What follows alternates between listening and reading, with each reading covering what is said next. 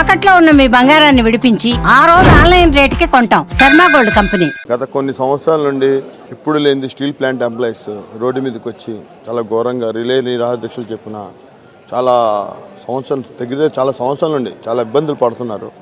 Steel ప్లాంట్ని మొత్తం కంప్లీట్గా కనుమరుగైపోయి, ఎందుకంటే ఒకనొకప్పుడు మా ఫాదర్స్ నుండి దానికోసం పోరాడి తెచ్చుకున్న స్టీల్ ప్లాంట్ అది.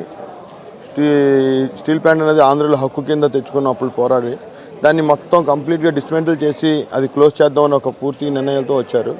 అలాంటి దాన్ని ఈరోజు మళ్ళీ కేంద్ర ప్రభుత్వం రాష్ట్ర ప్రభుత్వం రెండు కలిసి 10,300 దానికి శాంక్షన్ చేసి ఈరోజు కొత్త ఉత్తేజాన్ని మాలాంటి వాళ్ళందరికీ మళ్ళీ కొంత ఆశల్ని రూపెత్తించింది. ఎందుకంటే రానున్న కాలంలో మా వయసు దాటిపోయిన మా బిడ్డలకైనా రేపు పొద్దున్న స్టీల్ ప్లాంట్లో జాబులు దొరుకుతాయి.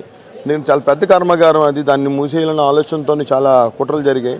దాన్ని మళ్ళీ పునర్ప్రారంభిస్తున్నారని చెప్పి దాన్ని మళ్ళీ మంచి రీఛార్జ్ లైఫ్లోనే ఒక డెడ్ అయిపోతున్న ఫోన్కి మంచి రీఛార్జ్ లైఫ్లో మళ్ళీ రీఛార్జ్ చేశారు. చాలా ధన్యవాదాలు కేంద్ర ప్రభుత్వానికి, రాష్ట్ర ప్రభుత్వానికి.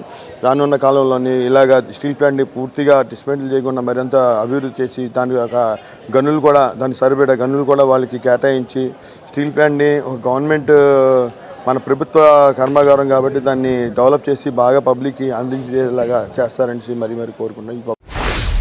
నిజంగా చాలా ఆనందదాయకంగా ఉందండి. ఎందుకంటే ఈరోజు సుమారు 5 సంవత్సరాల నుంచి కూడా గత పాలకులు తాలూకా తీసుకున్న నిర్ణయాన్ని వ్యతిరేకిస్తూ స్టీల్ ప్లాంట్ ఉద్యోగులు ఆమరణ నిరాహార దీక్ష, రిలే నిరాహార దీక్ష ఎంతోమంది ఆ వేళ 5 సంవత్సరాల నుంచి కూడా చేస్తున్నా సరే ఈ రోజు వరకు కూడా ఎవ్వరూ కూడా అటువైపు నిరాహార దీక్ష చేస్తున్న వారి పైన జాలి కానివ్వండి, దయ కానివ్వండి, 1,00,000 కుటుంబాలు సుమారుగా ఈ స్టీల్ ప్లాంట్లో పనిచేస్తున్న వారి తాలూకా భవిష్యత్తు గురించి కూడా ఎవ్వరు కూడా ఆలోచించలేదు. కానీ కూటమి ప్రభుత్వం వచ్చిన అనతి కాలంలోనే ఈరోజు నిజంగా మంచి నిర్ణయం తీసుకుంది కూటమి ప్రభుత్వం.